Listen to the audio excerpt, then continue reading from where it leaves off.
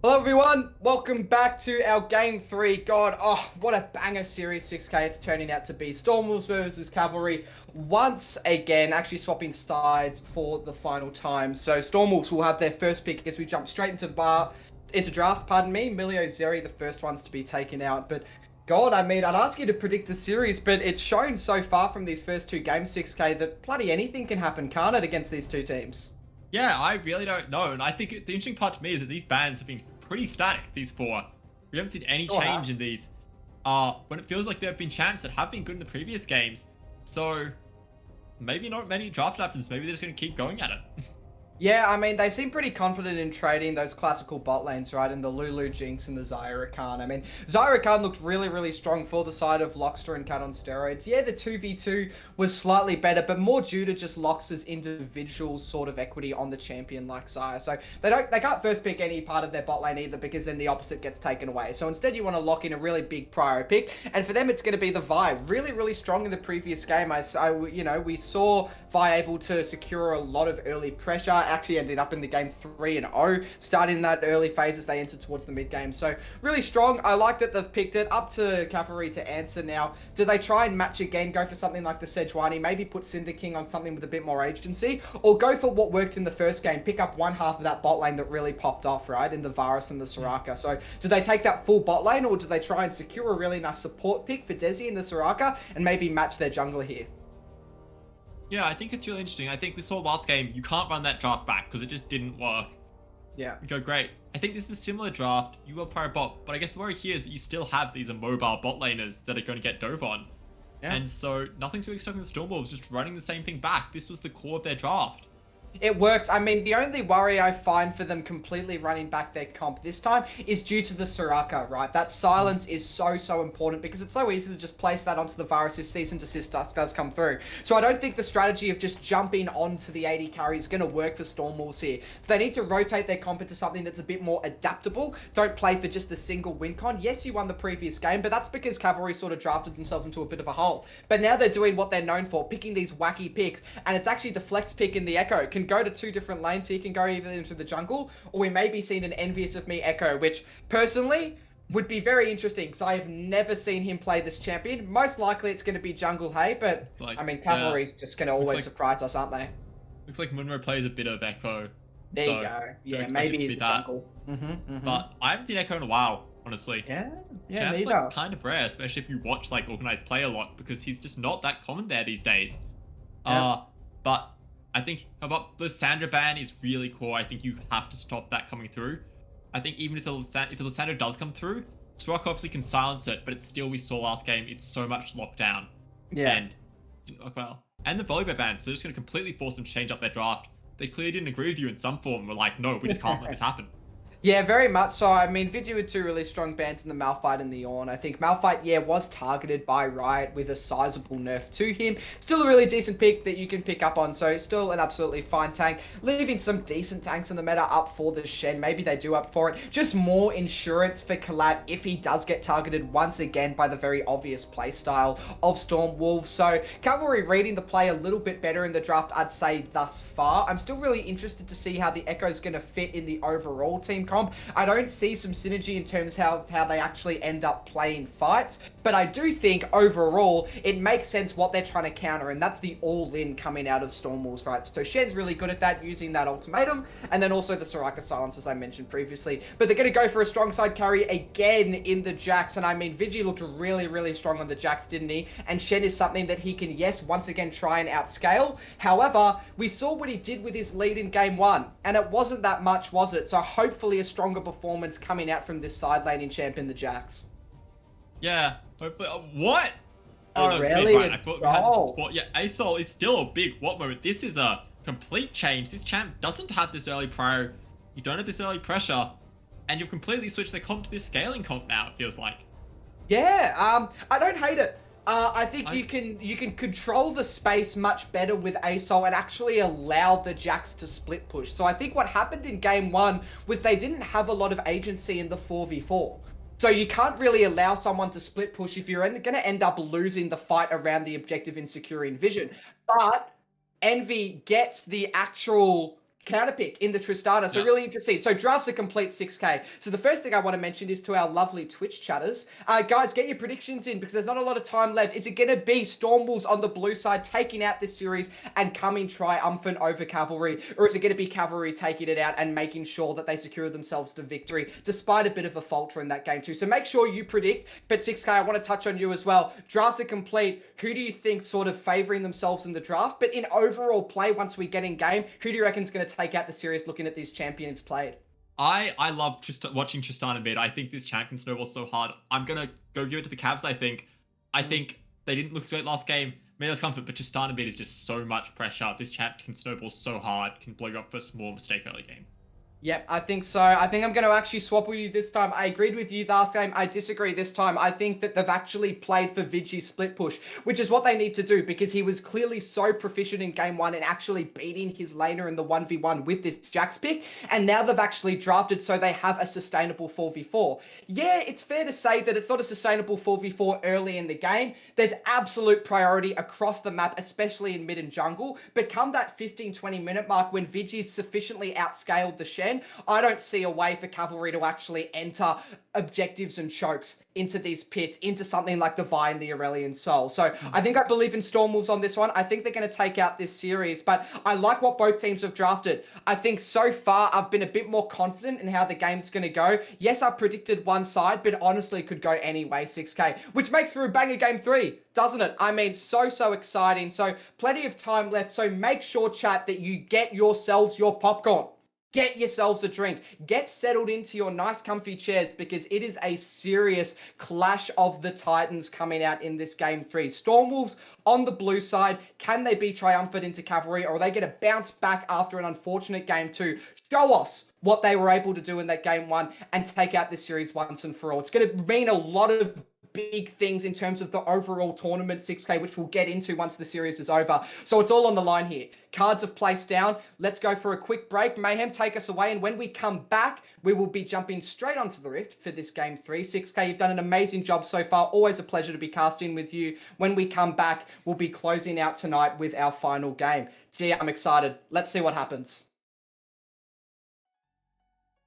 Welcome back, everyone, to Game 3 of the LETG Week 4 Iron to Plat circuit. My name is Casual. I am joined by the very handsome and very talented 6KJ. God, I can't believe we're here, 6K. It's been a long night, but here we are at the final end of this series between Cavalry and the Storm Wolves. I mean, both teams have played so well. I kind of get the sense that it's almost an injustice if any team loses in this series. Like, they've both had really strong performances in either game. Kind of feels unjust for one of them to not take any points home tonight, but it just makes this game all that much more important, hey? Yeah, definitely. I think both teams have shown how their strengths work, and it feels like they might have both drafted a comp this game, although obviously I'm skeptical on the Storm Wolves comp. The big thing, though, is that actually Munro this time, he's on a damage carry. Last game, we saw Maokai, Sidrani, both great performances, it felt like, but completely changing up this style. So I don't know how this will go, but that's the big change I want to be looking at, I think.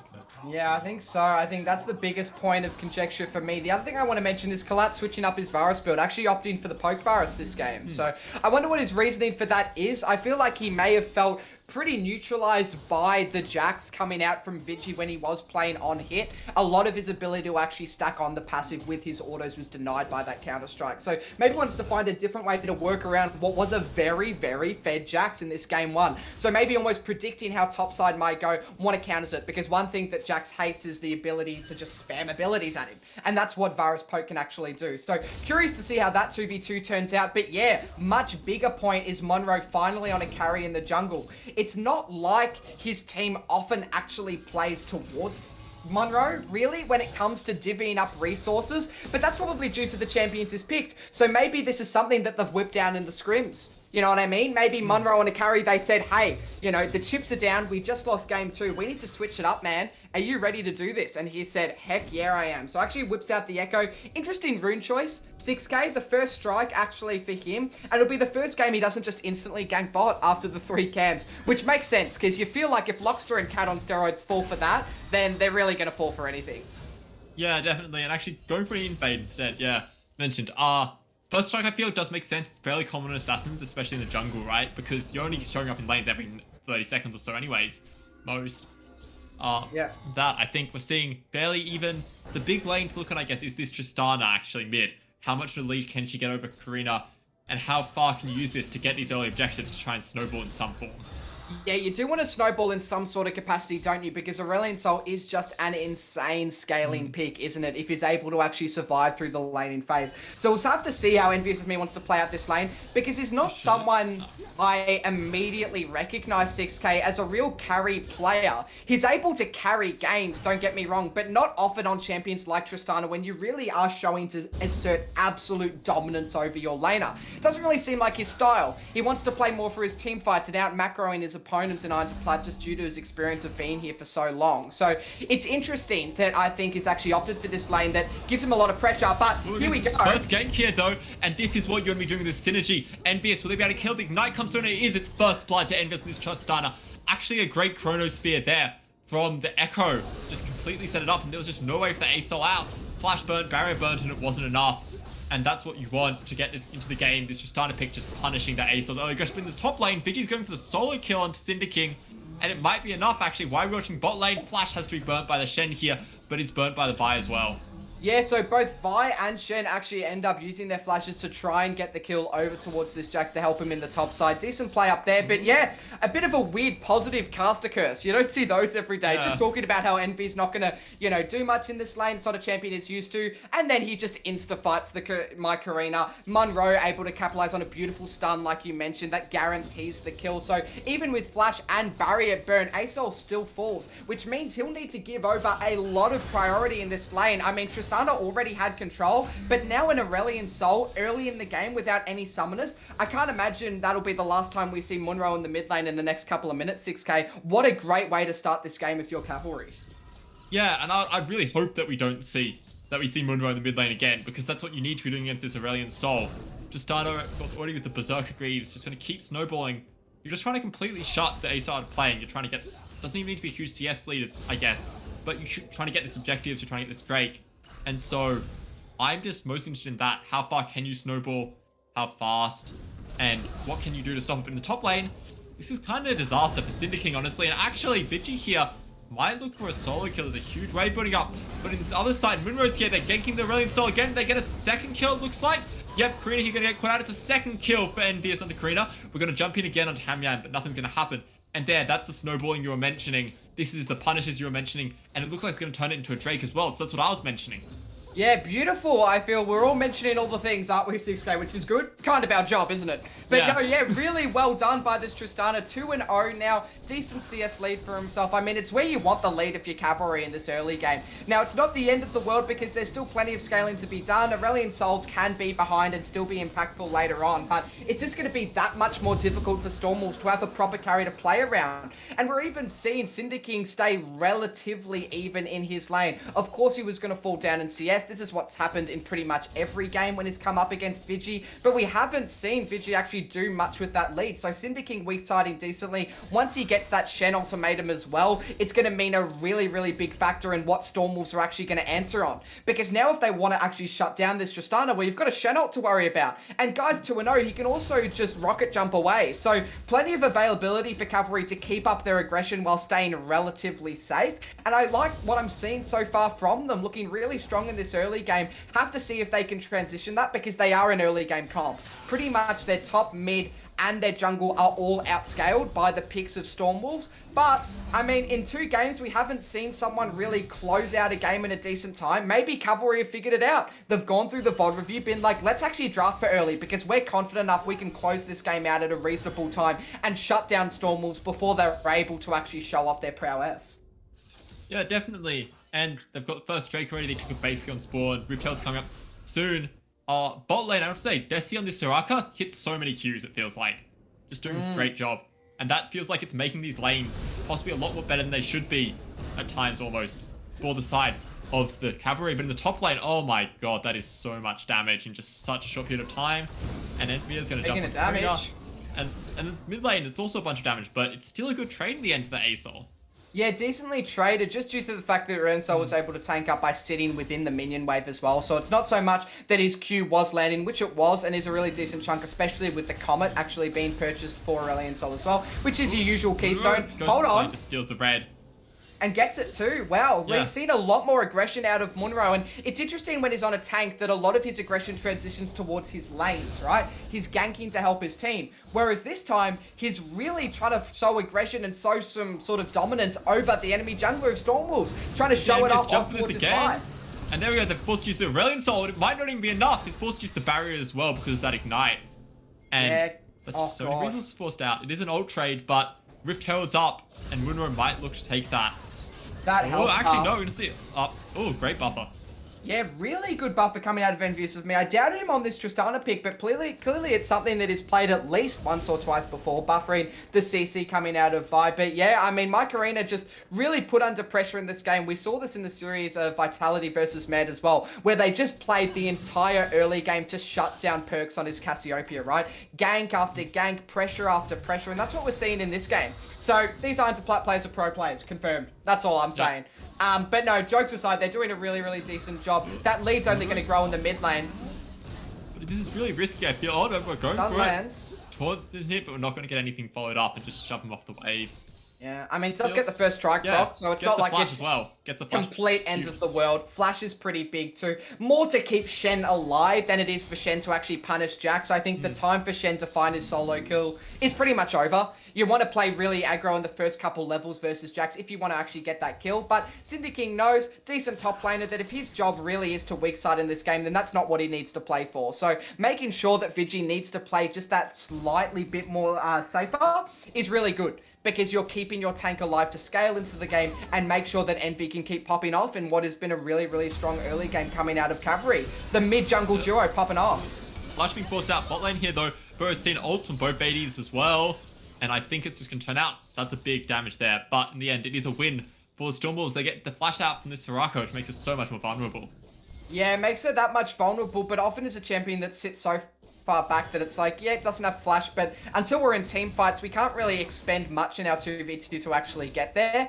The one thing I do worry is that they're playing the lane really, really well if you're Colette and Desi. Hold on. Put out here, but the quickness, but the wishes come through. There we go. There's a shield though as well. In top lane, it was actually the Stand United shield. They come out, and we're going to keep chasing down. The Q will land. That's a slow. Does Colette of the damage, but no, he's going to flip it, but he's going to juke the Grand Entrance instead. And the Q snipe gets it. It gets the arrow, and it's a kill to Colette. So worst case, it should maybe be a 1-for-1. But Desi's staying around. This Soraka is staying around too long, it looks like, but we'll get out, and it's a 1-for-1.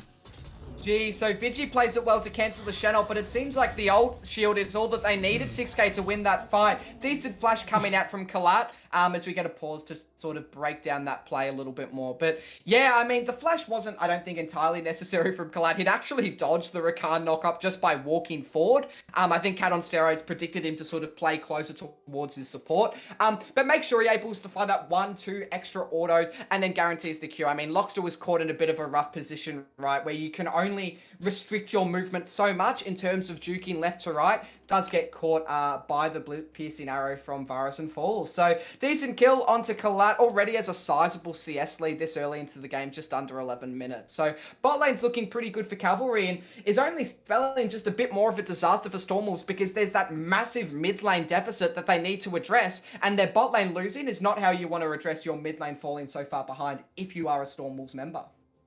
Yeah, definitely, and I think just another kill into this Tristana so far ahead. But while we're here, we have something that we're going to talk about after the game, so I guess hang around for that. But getting back on the game, I think this Tristana is so bad. This is what you want. My main worry is that with Held still up, you want to try and get this Tristana to these objectives. Take the structures, snowball early, because that's what she's so good at. And if you just get a kill lead, it might not be enough. Yeah, I totally agree. I think they need to find some sort of aggression to keep up the pressure, because you've already found a lot of pressure from some really successful ganks mid, but not much if you just allow Aurelion Sol to keep scaling into the game anyway. Yeah, is 0-3, falls to what I believe should have been a solo kill coming out from Envious of me while we were watching bot lane. So just able to find now, even without resources, kills and damage onto the Aurelion Sol, which is really, really well played from him. So you'd like to see more than just the kills, but At the end of the world, I mean, finding these mythic items so early on the Tristana when you have opted for the Hail of Blades means that you're going to get outscaled later in terms of your natural DPS because Hail of Blades doesn't really scale nicely into the meta at the moment compared to a lot of the lethal tempo 80 carries that we see, even up in the top lane, of course, with the Jax as well. So won't sustain damage as much as those champions later, but if they're able to close this game out 20 to 25 minutes, we're going to be looking at a very snowballed and very scary Tristana that Stormwolves need to find some sort of an answer for. What their answer is, I'm not too sure unless they send members mid, but you can't when your Aurelion Sol is so far behind.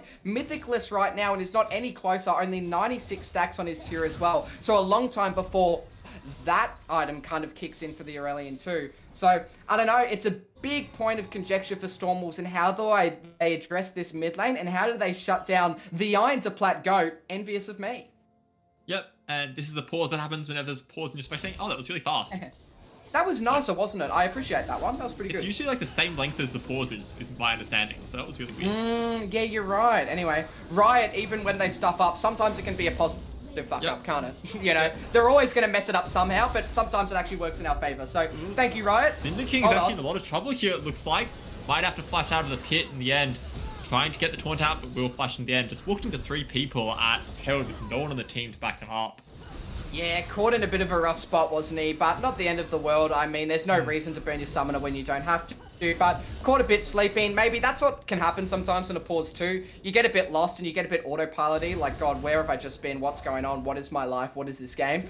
Bit of a moment for him there. So he'll be able to sort of, you know, play a bit more safer in the lane, and he'll have to because that is a duo combo that actually works. Not so much the Shen and the Echo towards the Jax. They're lacking a bit of damage to actually shut him down. But certainly Jax and Vi can try and find some sort of pressure and get those dives working for the Jax and get them working for Vigi. Because if you want to look at plates and mention them for Tristana, an amazing plate taker is certainly this Jax if he gets ahead enough like we saw in game 1. Yeah, definitely. And talk about plates, of course, this Tristana doesn't... She's got a couple, but I feel like you want more plates here. Tristana, but see... setting up for a dive though in the top lane, they've got a Herald, so if they can make this dive work, or if they just let the Herald drop, that's going to be a lot of the tower gone. They've got minute 20 to make this play. The only thing that's a worry is that they've delayed so long that Munro's actually here now to counter. Can you get her in time? Just fall immediately. And Munro's here. It's a bit late, and they're not even going to drop the Herald.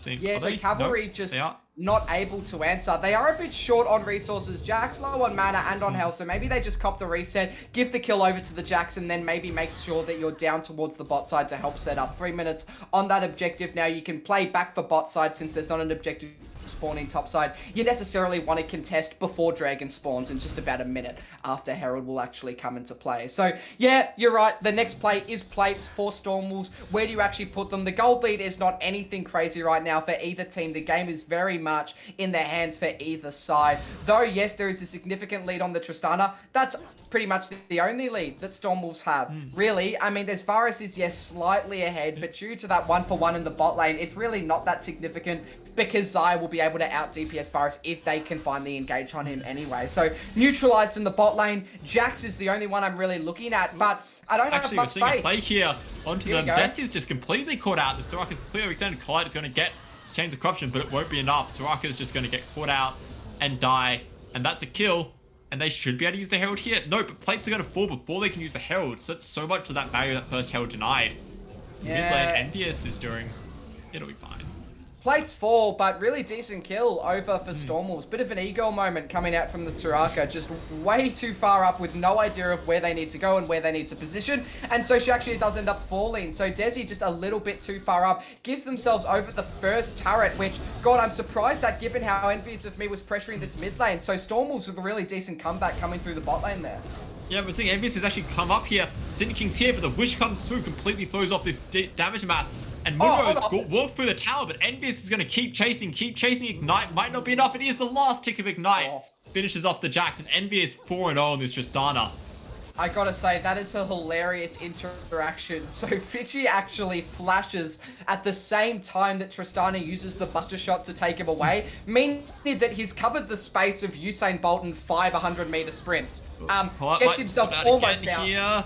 Karina's here. This is a very dead Varus. The ult comes through, and that's a kill over to the ASOL. Not what you want, but it should just be a tower here for the side of the Cavalry.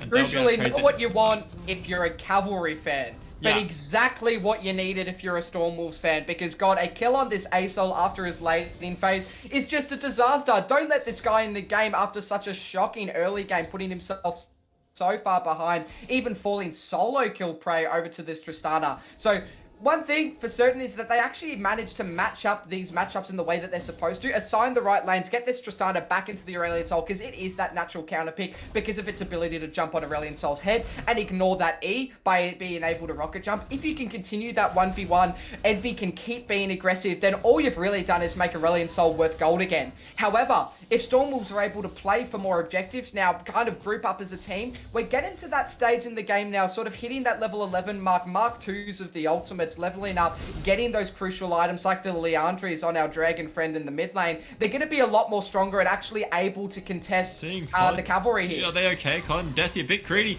The flash comes in from the buy, Oh but it's my not God, enough, and all these what the engagements hell? just go completely wide. What is going on here? The Featherstorm comes through, but it's not enough. Munro is fighting so much damage here, but a good root stops down. No!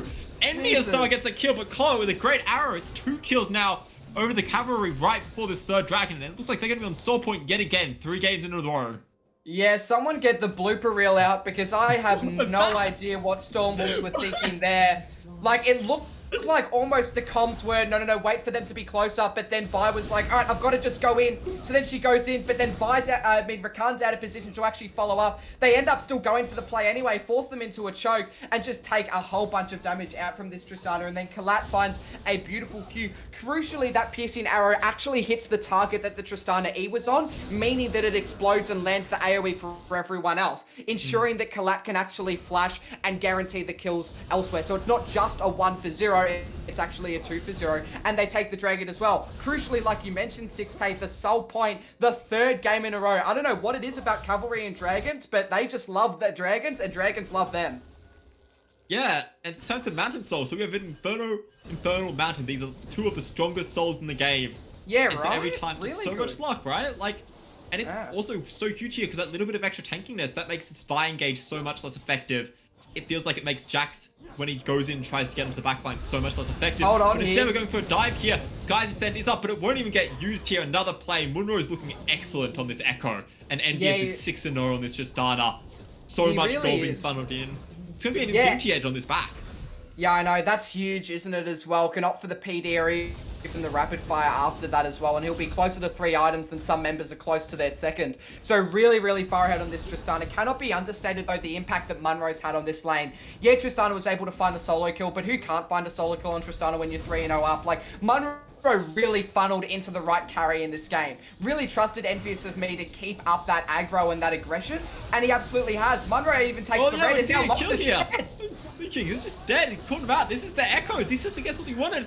Now Cinder King finishes off that kill, and then it's kind of falling apart. It looks like Rift Herald should be down, and Munro on this Echo. I guess, why was he on tank duty the first 2 games? Yeah, I know. Really, really well played. I mean, the KDA doesn't show it enough, right? Those 6 assists really should be kills, but really, either one, if the Echo was really fed or if the Tristana was really fed, I feel like it's a very similar outcome for both of those champions. Very easy to snowball on either, because that's pretty much the only thing you want to do with those kills. You don't have another option except just keep going, keep pressuring, keep attacking, keep fighting, and that's what they're going to do. No hesitation after taking the Herald, after getting those picks topside. They're going to drop the Herald mid, guarantee themselves a tier 2. I don't even know if Storm will have the damage. Though, actually, Jesse gets knocked away, but Colin's gone too far. Double stun from the Echo. What a great prediction looks like. Completely shuts it down. And now Vigi's gone in. He's got 2. But the Stand United comes in. The shield keeps Munro alive. And now it's going to fall the other way. And now it's 3 kills over to the side of the Cavalry here. And what looks like almost a possible engage for the Storm Wolves. It's gone completely wrong.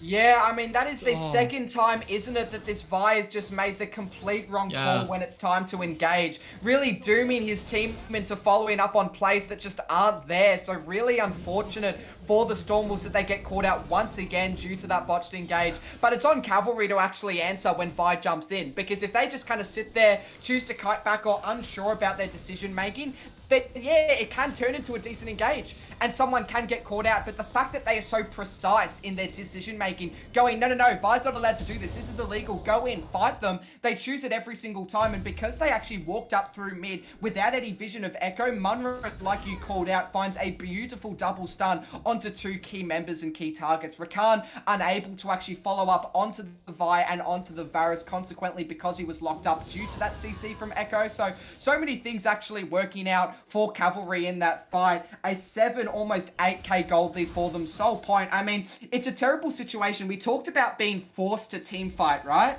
Now, it's one thing to be forced to team fight when it's not the right time in the game, but you're even in gold. It's another thing, 6k, when you have to fight a soul in a minute and you're almost 8k down in gold. Yeah, it's kind of what was happening at the end of the last game to the Cavalry, except way earlier in the game. Like, Collette's Muramana isn't even stacked yet. No. Guys, items, just so accelerated. It's 3 items now in Envious. Such strong core versus 1.5 items for Karina on this ASOL. It's just really tricky. Complete. Yeah. It reminds me of game... Oh, go on. No, go on. I was just going to say, it reminds me of game 1, but this time Envy's the Jinx, right? Ooh, really the only hope. No, catch out Vigi. It's just a lot of damage, but actually, we're going for it. Maybe Envious, but Hangan's found Envious, goes to the cease and desist. Envious is here to sky. The Send comes through. It's a shutdown. The ASOL has come through, and we've found the backline with the Rakan. But actually, Munro here is putting out so much damage in this fight, but isn't enough. There he goes. The Chrono Break. Collite finds a kill here, and then it's going to keep chasing, keep going. And Echo is so much engaged, but Vigi might have found the backline, isn't there? Munro's found the ASOL. Has Munro found the other one? Because Vigi sure hasn't. It's another kill. Vigi finds the Soraka, but this Echo's going to keep chasing, and the Stand United comes up, I think, for the fight, using the combat. And it's an ace for the side of the Cavalry. Soul about to spawn. They'll get Man and Soul. They'll get 5 kills. Jeez, I've got to say, 6k, that if they weren't so far behind in gold, that was a clean sweep for Stormwolves, wasn't it? They find the engage on the Tristana, who oversteps, who dies almost instantly at the start of the fight. No ultimate, nothing to peel them back because we tried to shut down the Jax, who just lived on a couple HP. And then the fact that Vigi was so low on HP at the start of that fight, but manages to find multiple stuns, multiple engages onto the backline. Yes, he falls at the end because he just didn't have any cooldowns left. But the fight looked so good for Stormwolves, so almost finding the right ticket, but it's just a case of being too far down. The only thing you could say for Stormwolves that's a positive, outside of losing that soul, which is a blatant negative, is that shutdown onto Envy, right? Which was the biggest in the game at like 700, 650, whatever it was. The biggest shutdown you can get, and it is ending up being on the Aurelion Soul. So instantly locks in his second item there, which makes sense that it's the Realize. If you build towards components of an Archangel's when your tier's not stacked, you're kind of trolling, aren't you? So guarantees a really, really good core item onto him. Gonna make it that much harder for the immobile carries, like the Varus and the Soraka, to get out of Varus's damage if he finds those layers of CC. But the other member we haven't really talked about who was able to clutch up that fight was this Varus, right? Yeah. Munro did a fantastic job on their backline, but when Tristana falls, you can't forget the Cavalry still have an 80 carry to play for, and that's Colette, who now is very close to completing his man immune, but many other items as well. I think he's going to leap away. James option goes wide, so not much of a play. But they've pulled all the Stormwolves over here. Yeah, they have dragged them all into their top side with not many visions set up. Really, so can they look at Baron, or do they want to look for a pick again? It's not as easy as the go buttons we saw last game. However, I feel like they do have the damage. 280 carries, and I mean, people underestimate the damage Varus poke actually does to objective. It's really sizable due to how much you're leveling that W. You level it second after Q. So they have plenty of Baron objective, especially with Echo passive, but Stormwolves don't feel like they want to give this up for free. Yeah, we'll see. Maybe see how to go for play, but I think the turn here is so strong. The Cavalry, they just have to give it up, and that's Baron over. Yeah. And they should just probably look for a reset, try to shove these lanes in, and maybe look for an inhibitor, maybe look for the ending if they get a good enough fight. But... yeah, another free objective for them, right? Hey, and I feel like it's been the case every time. So what is it then? Because Stormwolves haven't been so far behind in Gold League at 6k, but I feel like early on, it's a really similar case where Stormwolves aren't able to set up the objective, and Cavalry pretty much just have their number at every turn. They get into the pit faster, they get into the enemy jungle faster, make sure they're warding, providing better positions. Yes, it's easier at this stage because they're so far ahead, but it's been the case multiple times, so it tells me that there's a bit of a macro gap kind of occurring between these two teams, because even, yes, Game 2 did go over to Stormwolves, I feel like they still were lacking in terms of their ability to contest objectives heavily. So Cavalry really lean into their strong suit of allowing themselves those extra stats to cope with team fights that Stormwolves may do a better engage on. They may shut down that key carry in Infamous, but they're giving themselves the insurance that even if they botch the fight at the start, they can still be able to clutch it up to the end, just due to pure item difference. Yeah, definitely, and I think this is why the Tristana is so good into the Aurelion Sol, because Aurelion Sol can't do anything to stop these plays all around the map, and Tristana is so good at them. And we're seeing Aurelion Sol kind of has had no impact in this game. Even scaling a bit, just nothing. There's nothing happening. It doesn't do enough damage. It doesn't have enough utility into these mobile carries, and these ults just not able to stack it either. So. No, not really. So I feel like it's just, there's too many scary members now. In the early game, it was just the Tristana we had to keep our eyes on, but now the Varus is incredibly strong. This Echo finally coming into form after guaranteeing himself some of those kills, right? 4-0-9 now on this pick. Monroe coming out with an absolute stellar performance, to be honest. And even with the stopwatch as well, he can play as aggro as he wants. He's still got the ultimate. He's also got the stopwatch to keep himself alive, and a Soraka. No. I feel like they might, potentially. I mean, what's stopping them? They still have the Barret up for a couple seconds. Jax is busy pushing out the top lane, does get himself that bounty in the tier 2. If they don't end here, it's about as positive as you can get for Stormwolves, because it's not like any defense was going to happen. But yeah, this is what I mean about Iron to Plat. Can they close out the game long enough, or are we going to see a situation like an Elder Flip where Stormwolves can pull some sort of miracle out of a hat? Gee, I hope not, because Cavalry have played so well this game. You'd hope they don't throw it all away now. Yep. 2 inhibitors down is really big. It means it's much harder as well for Vigi to be split pushing further, because they can just answer him and they still send people to defend the other 2 lanes. But yes, Elders, you're saying in 1 minute and 45 seconds, that's a 28-minute Elder. That's so early in this game. So early on. Really is. And if it's Stormwolves do get this Elder, they can win the fight. Even this far down, even 7,000 gold down, Elder is such a powerful buff. But can they get it? I don't.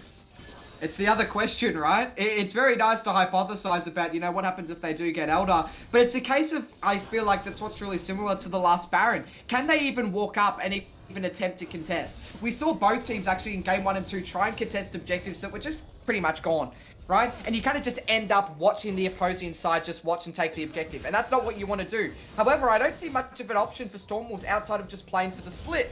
But you can't really do that when you've got Shen to match. Now, Shen's obviously not going to win the 1v1 against the Jax, but he is going to stabilize the lanes decently well, kind of stop Vigi from going all the way towards the base, and still has an ultimate to join the fight, and also his TP, even if that gets cancelled as well. So a Cavalry can really play with 5 members here, even if there are a bit of shenanigans happening in the top side. Yeah, definitely. And other thing I want to know is we watched Vigi try to run down Cinder King. Actually, this is a lot of damage, but Flash is expended here. They're trying to get it out. They do force it out at the end. But, oh, actually, it's going to keep going. We might be seeing a solo kill here. Cinder King going to keep running. Gets a dash through. The Wish is forced out. That's a big resource before this Elder fight. But, yeah, that's still the threat. The thing I was going to talk about, though, is that this is because of the way this map's laid out, because the Stormwolves are on blue side, it is a bit harder for the side of the Cavalry to defend or do. Because of this. It doesn't matter. They should do it earlier. And Envious, they catch out Cat on steroids. And now there's almost no engage. There's still the steal threat, which is what I was going to say. But they now need way less people to actually take this Drake, and they can just have everyone else on the outside. Yeah, I feel like this Elder's pretty much all but secured. I feel like because Rakan fought Stormwolves maybe were able to contest, but due to the fact that Cavalry were able to siege both mid and bot, means that they have waves that they have to answer. And Jax isn't enough to defend against all of it, so they can't even look for a potential flip with Vi coming over the wall with Flash. Elder secured now. Surely there is enough damage in this game for Cavalry to close it out. It's just not a case of if, it's a case of where. What lane do you decide to siege on? Do you want to just go straight away and run it down mid and bot? Don't even wait to buy items, go for anything else? Are you strong enough? I mean, Stormwolves are going to be really pressured now to try and pull the trigger. You can see Vi charging OQ, trying to find some sort of a way. Corruption onto the... This will kill him. That's half the health gone. So close, damn. But I mean, look at the threat that they have. It's crazy as this waves come in. The one thing that works is this Aurelion Sol, and it's happening right now on our screens. His ability to shut down these waves, but he does have cooldowns. So you need to keep playing for the poke, though. That's going to be the beauty of this Varus. That's how you're going to chunk members down with the Elder, and then do what Envious of Me is doing now by shutting down the engage here. popped the quickness? Have they popped quickness? Yes, they have. But it just gets annihilated. And the Buster Shot is perfect there onto the buy. Changing something into the Shen goes down. But Vigi's found the backline. This guy's just Shen coming in. But Envious is me jumping over that shockwave. It can't hit you if you mid-air. It can, but that doesn't matter. And Clyde's going to keep chasing him into the fountain. But I think this might be a bit greedy. And they're just going to try and finish off the second thing. Hamdown goes in, but gets boomed, gets executed by the Soraka, and Collette's in there. Envy is going to go for Lockster, picks up another kill. No, but it's a 1-for-1 trade in the end. And actually, maybe they can't end. Winro doesn't have ult. Karina does so much damage here.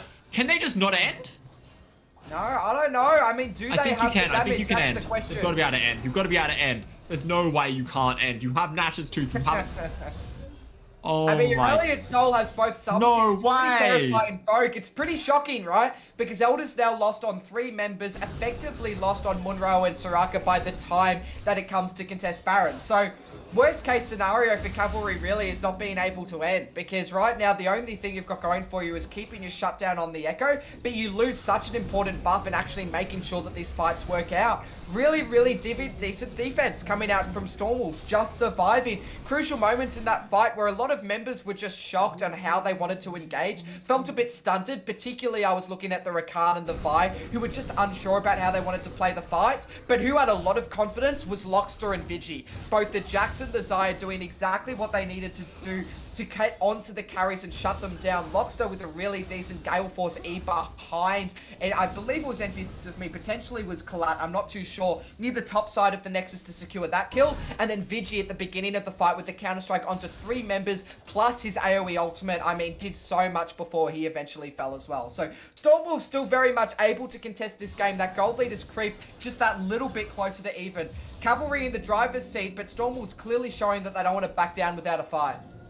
Yeah, definitely, but the big thing here is that Cavalry found it with 2 man what's the towards here. flank? Chain of Corruption, and the Buster Shot comes through. Cannon Steroids either way, but no, they're not. Dice Send come through, but it's not upgraded this time. They've found 2 kills at the start of the fight onto this bot lane, and then it's going to keep going. Hamyan is alone, this Vi is alone, it's another kill, and Vigi just getting almost soloed, it looks like, by Munro, who's going to keep chasing this, and now they should be able to end. Then Inhibitor is up, but there's no towers, and you can just run through the A soul with no towers to defend. Vigi might actually try and turn this around, but there you go, it's the Chronobreak from the Echo. And that fight's happening, well, that 1v1 is happening, they're just going to end the game. They're going to keep hitting the Nexus. And actually, Vigi's going to get this solo kill. I think, no, Munro gets it with the 3rd proc of the W passive, and right after, ends the game. And we've got an upset here in our hands. The MCOM Cavalry 2-1, the Stormwolves. They sure do. A 3-game banger indeed. I mean, what a game, right? Like, the fact that it was almost close, even with Elder Soul plus 4 Drakes as well. Like, it's not just an Elder Drake, is it? It's the fact that they had 4 Dragons on top of that as well. So, almost a scary time for Cavalry, but they were able to clutch it out in the end, guarantee themselves the 3 or 4 points, or however many, one of the admins can tell me, however many points they get for the tournament. Still, a win is a win, and a very, very hard-fought win for Cavalry. So, well played to them. I mean, really, so much to unpack from that game. We may not have time as it is getting slightly late for our chat, isn't it? We've got announcements to get through. But yeah, well played to Stormwolves. I think they had a really, really strong performance in game 2, but unsure about how they wanted to play through their mid laner. And Cavalry being really sure about what their win con want, which was getting either Echo or Tristana really fed, and then whichever one of them ends up getting the kills, playing through that and allowing carries to scale in, which is exactly what we saw with this Varus, who didn't do much in the 2v2 6k, but definitely popped off in those team fights with some amazing chains of corruptions and landing really powerful poke with their visions like that was secure within their map to make sure that they could never even walk in. Because as soon as you try and place a ward, there you go, there goes half my health, right? Varus has just one-shot me. So Cavalry really understanding what their comp is effective at, and of course closes out that game 3 in what was a longer game than maybe some may have thought it was, but still a victory is a victory, and they played incredibly well in my opinion. What are your final thoughts on that series, and maybe even game 3 too? I think, honestly, a fairly strong series overall from the Cavalry here. We saw game 2, they did look a bit lost. It looked like the Stormwolves had found their stride. But game 3, they just took advantage of that ASOL blind pick, completely flipped it, script around in the draft. And Munro looked so fantastic that entire series, he did. I think.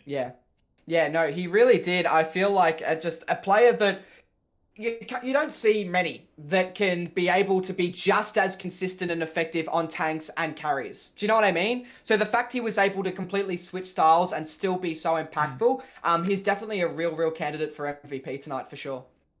Yeah.